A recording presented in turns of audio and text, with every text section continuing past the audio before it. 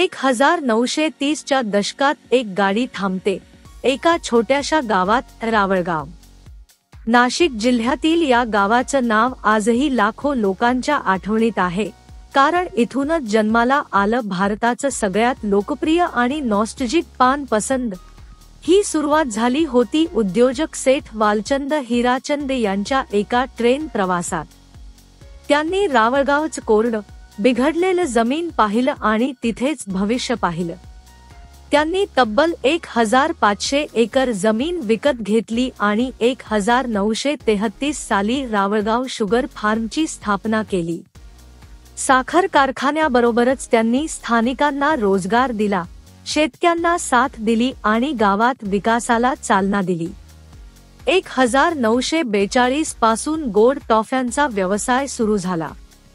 अगदी साध्या परंतु खास चव असलेल्या टॉफ्या, पान पसंदची सुगंधित चव, रसरशीत आंबट गोडपणा आणि ऑरेंज टॉफीची साधी पण सच्ची चव, या सर्वांनी भारतीय घराघरात जागा मिळवली.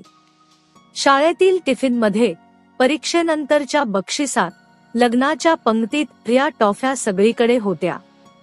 पण जसजसे काळ बदलत गेला तसतसा रावळगावच्या या पारंपरिक स्पर्धा वाढली.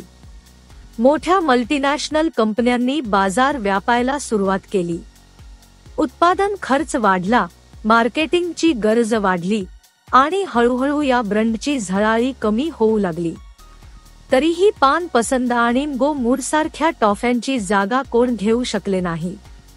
याच नॉस्टॅल्जिक कनेक्टमुळे 2024 मध्ये रिलायन्स कन्झ्युमर प्रॉडक्ट्स लिमिटेडने या ब्रँड्सना विकत घेतलं, तब्बल 27 कोटी रुपयांना.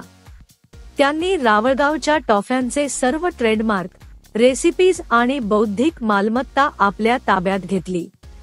मात्र मूळ कंपनीकडे जमीन, कारखाना आणि यंत्रसामग्री राहिली. आज रावळगावच्या टॉफ्या नवीन हातात आहेत, पण त्यांच्या चवेमध्ये अजूनही जुन्या आठवणींची गोडी आहे. एक साधं गाव, एक दूरदृष्टी असलेला उद्योजक आणि एक गोड स्वप्न याने घडवलेली ही कहाणी आजही लाखो भारतीयांच्या मनात पान पसंदसारखीच खोलवर आहे. तुमच्यासारख्या पिढीसाठी ही गोष्ट केवळ टॉफीची नाही, ती एका भारतीयाच्या स्वदेशी प्रवासाची, चिकाटीची आणि नव्याने उभारी घेण्याची गोष्ट आहे.